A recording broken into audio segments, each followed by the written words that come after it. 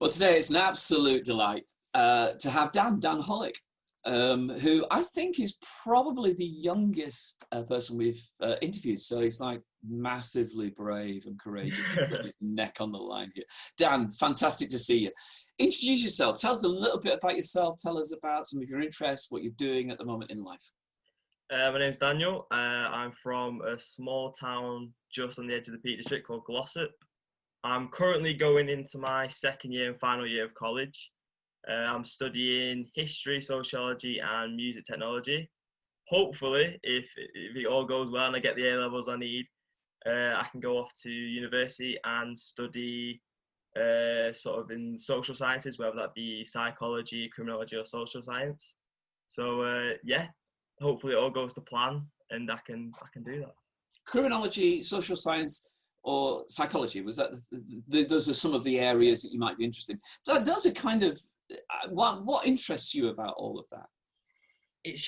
I've always been fascinated with human behaviour, so why people act in certain ways. So currently I'm doing an extended piece of writing, EPQ it's called. I've got to do a 5,000 word essay on something I'm interested in. So at the minute I'm doing it on Ted Bundy and Jeffrey Dahmer, so one of Americans' biggest serial killers, and sort of doing the nature-nurture debate. So were they born evil and wanted to commit these crimes, or are they a product of society, really? Okay. I'm coming to a conclusion whether it's either the two. And what do you think? Just as a... I think it's a bit of both, really. I think they're born a certain way, and then the way society sort of produced them, it sort of hit the switch and they've turned into these people who commit these horrible crimes. Okay. Well, this interview has taken a darker turn than I know, yeah.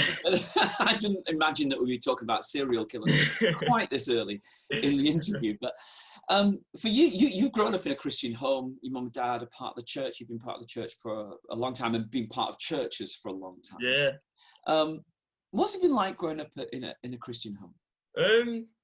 I think my perspective has changed as I've sort of grown up. So when I was really, really young, I mean, I didn't think anything of it. I thought everyone went to church and it was just a weekly routine. But then when I got to, I'd say late primary, early secondary, I started to realise not everyone has the same opinions as me, which it was a big shock, to be fair. And I saw church as negative. I used to get picked on quite a bit. I used to be called Bible basher and all these things. I'm pretty sure he was a young Christian, got called. And then I'd say as year 9 onwards, it was mainly because of camp. And I started to realise I'm not on my own. This is the Criccieth camp, isn't it? Yeah, Criccieth camp. Yeah. And I started to realise I'm not on my own with this. Everyone's having the same experience. And it completely turned my perspective around the positive. I've got a wider family who care about me, and I've got friends, a bit like the Peacocks, Ewan. Yeah, I think that it's definitely changed as I've gotten older in a more positive way. So what have you learnt to value about growing up in a Christian home? I think it's, like I said, the wider family. My mum and dad have always had Christian friends who I've sort of known who've cared for me and always tried to look out for me, which is good. But I've also seen sort of two sides, a perspective, a religious side, and then through my friends and friends' family, sort of the atheist side, and been able to weigh up both sides and see which one to sort of like combine them together and have a mixed perspective. Growing up in a Christian home, is it difficult to sort of know the moment where faith became your own and not just sort of the thing our family does? Yeah, I think that's been quite hard for me. I mean, my granddad was a minister and my auntie's a reverend, so everyone in my family that I know is a Christian. You didn't have a choice, did you? No. I've always had the pressure on my back that I've got to see this way. Even though my mum and dad have been great, they've always been, it's your decision. I've always felt that in the back of my head, I need to find my faith for my own. And I hear people's stories of when they were a child and a miracle or something's happened, they've seen angels and stuff like that. I've never really had that experience. So I think part of me is still waiting, but I am slowly starting, as I'm getting older, to realise this is who I am, this is my faith. And I think with going to uni, finding a church that doesn't have my mum and dad in, and sort of be my own person, I think will be a benefit. I think that's quite important what you said, because there's if you think faith is only real if you have the sort of remarkable experiences, then I think lots of people would go, well that didn't happen to us either. But I think if faith becomes this thing of, actually I'm aware of who Jesus is, I'm kind of compelled to follow this Jesus to be a disciple, then in a sense, almost regardless of the goosebumps, whether you get them or you don't get them, is that sense of, no, I'm gonna follow. I think when you said earlier about growing up in a Christian home, the sort of like the almost, you didn't use this word, but that sort of sense of, I need to follow this needs to be mine as well. But I think for parents of children who are going to be teenagers or perhaps a little younger than you, sometimes Christian parents can feel under pressure to know how best to help their children without brainwashing or all the rest of it. What advice would you give to Christian parents? I'd say space. Sort of tell them what they need to know, educate them on faith, but then also giving them, say that, no, this is your decision. You're going to be an adult. You're going to be in the world. It's your right to make. It's your right to make your own decision. I think that's really helped me with my mum and dad. They've never pressured me or said, you've got to go to church, you've got to read the Bible once a day before breakfast and all that sort of stuff. They've sort of given me my own space. If I've asked questions, they've answered them, but giving me the time and space to make a decision. When is it right for parents to say, actually, that's what we do? We go to church? You know what I mean? Because I guess when you were 12 and you knew your mates were on the local park playing football, you know what I mean? No boy age 12 worth his salt will go, I'd rather go to church, to be honest. Do you know what I mean? It's like, so, how do parents get that right, that balance between saying, well, whatever you want, but actually... I think it's a very hard decision. I think either way you go, I know I was, say with football, Mum would say, oh no, you can't play on Sunday, we haven't got time to change. And I'd always be saying, why can't you have a normal family, if you know what I mean? I think it's always going to be a difficult situation, but I think you just got to like give and take certain things. So say maybe if they're doing playing football on Sunday, if you've got time, then if you haven't, then no. I think it's always going to be a tricky, and you're always going to have tension between the teenager and the parents. It's always bound to happen. You're going into the final year of your sixth form college or school. Is it school or college? College.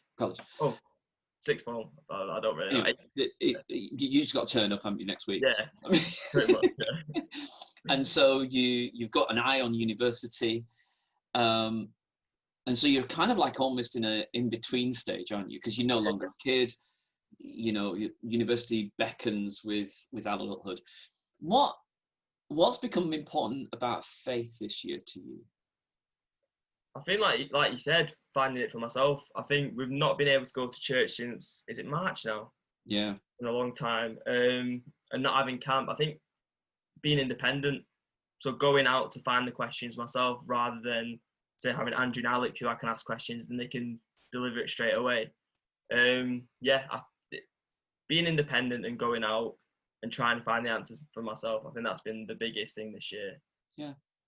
And sort of keeping a routine of it, because it's so easy nowadays to get distracted and sort of, if I go to school, all right, I'll have a look into people, I'll try and get an answer, and then a text pops up on my phone, and that's it now for the next hour or so. I'm texting stuff. I think just keeping focused and being independent with my faith. I think that's been my struggle and what I've been learning to do this year. Good for you. What do your friends think about? I mean, do your friends talk about faith or the big issues of life? Do they? I mean, you're doing social sciences. You're asking questions about what is humanity, what are people like, why do people act like that? What do your friends at college think about faith? Do you have Um, those conversations? I think some of them don't really care. They're so set on, I'm an atheist, I don't believe in this fairy rubbish, that they don't ask questions, they sort of just ignore it. And then I have a few friends who are sort of in between. They'll ask certain questions and then they won't answer certain questions. But with sociology, there's quite a few controversial questions that get asked, such as gay marriage and stuff, and what your opinions on that. And I think that can be, in my generation, they'd say, "Oh no, that's absolutely fine." But when you're looking at, say, certain stuff from back in the 80s and 90s, it wasn't acceptable. And I think I ask them questions, and it's quite hard to sort of, I don't know, it's hard to sort of speak about it, but in a like sort of respectful way, so like not to offend them. Yeah. But yeah, I think the controversial questions, that's why people try and trip me up. If a friend is trying to tease me or something like that, they'll say that, "Oh, why do you think that?" Or say, "Why, if God's real, why are people dying in Africa and stuff like that?" Yeah. So I think they're the hard questions that get asked, and they sort of try and trip you up. But to be honest, it's mostly positive, or they don't really ask that questions. Because as I've got older, it's their life and my life. They don't really care in that way. I think whether you're talking about the ancient days of the 1980s or 1990s, or or today, you know.